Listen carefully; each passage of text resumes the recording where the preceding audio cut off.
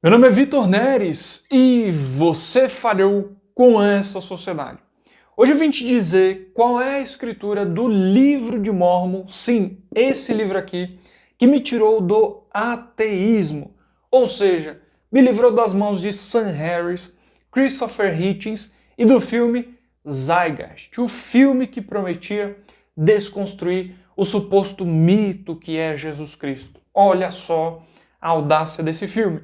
E sempre que eu toco nesse tema aqui no canal, o pessoal que é cristão, incluindo o meu povo santo dos últimos dias, diz que é impossível. Você dizia para o povo que não acreditava em Deus, que era um ateu, mas no fundo do seu coração você acreditava assim.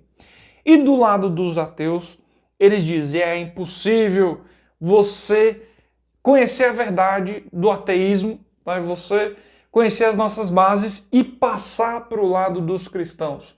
E eu digo, sim, é possível uma pessoa não crer em divindades. E assim eu era. Tá? Pelo menos no meu tempo de ateu, na minha época, era uma coisa simples, era só não crer em divindades. Né? Mas hoje eu descubro que para ser ateu você tem das mais variadas posições possíveis. Até para ser ateu hoje é complicado. Então tem o ateu espiritualizado, tem o ateu não praticante lá do Pondé, né, que é uma brincadeira que ele faz. Tem o ateu de tudo, o ateu da natureza, dos vários tipos de ateus você acha hoje. Na minha época era só não crer em divindade. Mas enfim. Eu quero te apresentar essa escritura do livro de Mórmon repetindo um convite do apóstolo Paulo, que está em 1 Tessalonicenses 5,21, onde ele diz o seguinte: examinai tudo, retém o bem, retém o que é bom, vai variar de uma tradução para outra. Ou seja, para você que é adventista, católico, CCBiano, assembleano, evangélico em geral, espírita, não é um problema examinar as coisas e reter aquilo que é bom. Ou seja, não é um problema examinar o livro de Mórmon, tá? Você pode fazer isso, não é um problema, segundo o próprio apóstolo Paulo, tá bom? Então, é isso, a gente vai falar sobre todas essas coisas e antes, você sabe sim, verifique o botão de gostei. É muito importante que você o aperte. Toque no inscrever-se, pressione o sininho das notificações. Se você está no Facebook ou no WhatsApp, vem para cá para o YouTube para fazer todas essas coisas. E deixa o teu comentário caso surja alguma dúvida a respeito do tema que a gente vai falar aqui. Bom, então vamos lá. Eu não vou focar muito, né, em como eu passei de ateu para santo dos últimos dias, porque eu fiz isso em um vídeo aqui no canal, tá na descrição aqui. Se eu não me engano, o título é Por que sou ex-ateu e hoje santo dos últimos dias? Você vai encontrar lá e vai ver a minha experiência por completo. Tá? Mas, de fato, a realidade é que sim, eu negava a existência de Deus. Né? Eu não acreditava na existência de divindades. Para mim, religião era só um jeito de tomar as mentes das pessoas e o dinheiro delas também, né, em seguida.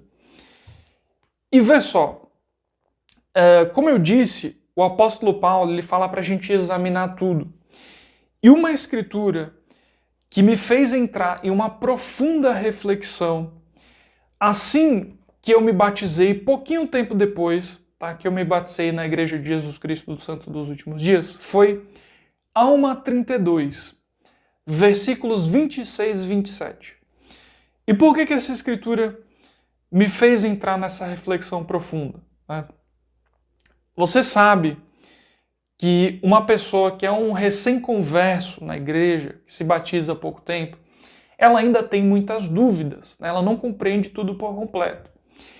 E essa escritura ela foi crucial no meu testemunho. E vê só o que está acontecendo aqui. Almo Filho, ele está pregando o evangelho para as pessoas. E ele vê que em um determinado lugar os ricos estão todos de nariz em pé, arrogantes, né? Se achando superiores e chutando os pobres das igrejas, né? Das sinagogas ali da época.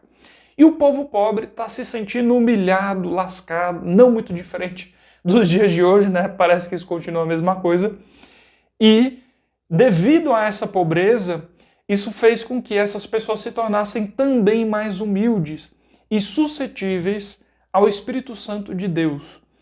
E aí, Alma, ele chega para essas pessoas e diz o seguinte: ora, como disse em relação à fé, que não era um conhecimento perfeito, o mesmo se dá com minhas palavras. A princípio não podereis ter perfeita certeza delas, assim como a fé tampouco é conhecimento perfeito.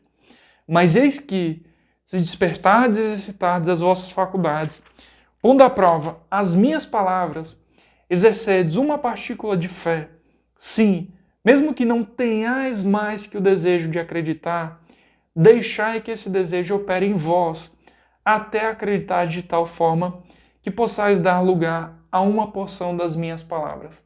Esses dois versículos de Alma, eles são muito marcantes, mas um trecho aqui que é especial para mim é o que diz o seguinte: mesmo que não tenhais mais que o desejo de acreditar, deixai que esse desejo opere em vós, até acreditar de tal forma que possais dar lugar a uma porção de minhas palavras.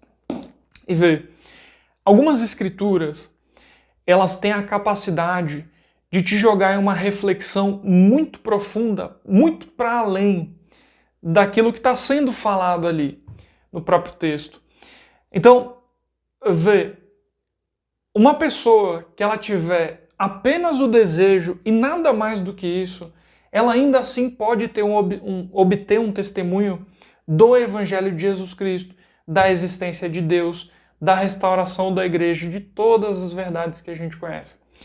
Então, essa experiência de você não ter o desejo de acreditar, de você ter o desejo de acreditar e não ter nada mais do que isso, ela não acontece só nesse ponto de você acreditar em Deus, de você acreditar na veracidade do Evangelho. Ela se alastra para muitas outras coisas. E quando você está ponderando sobre as Escrituras, você percebe isso. Então, o problema muitas vezes do ateu, e que era o meu problema também, era o que me empatava de ter um testemunho de Deus, é que dentro de mim eu expelia, rejeitava completamente tudo que fosse a respeito de Deus, mesmo que fosse verdadeiro. E isso não é a experiência por completo. Você não está sendo verdadeiro com a experiência. A experiência de você obter um testemunho exige que você ceda.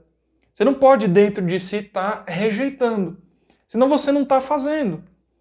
É a mesma coisa que você chegar na tua casa, morar sozinho e esperar que o prato de comida apareça pronto na tua mesa. Não vai acontecer. Você não está fazendo a experiência de cozinhar, preparar os ingredientes da comida e deixar o prato pronto. Entende? Então, e como eu disse, essa experiência ela se alastra tanto que às vezes mesmo um membro da igreja que tem um certo tempo e que tem um testemunho de muitas coisas, né? Ele vai se deparar em alguns momentos com a não vontade de, por exemplo, ser caridoso. Ele vai se deparar com a falta de vontade de amar o irmão dele que está ali do lado.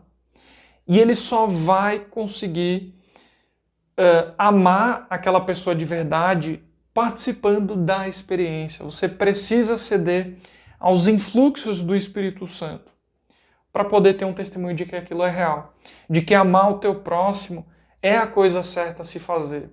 Tá? Então, essa questão de deixar o Espírito operar para que a semente se aflore está em todo lado. Sempre vai estar presente. Pode reparar, faz a seguinte experiência. Observa isso em tudo. Ela sempre vai aparecer esse tipo de experiência. Então só dá para acreditar em Deus, só dá para ter um testemunho e saber de fato que Deus vive, que Jesus Cristo fez a sua obra redentora e que o Espírito Santo testifica de todas essas verdades, também da igreja restaurada de Jesus Cristo.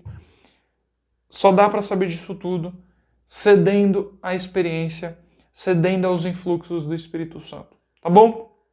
Então, Essa escritura foi a que me marcou, tem muitas outras também, mas essa, em especial do livro de Mórmon, foi a que fortaleceu o meu testemunho e que me tirou de vez do ateísmo, tá bom?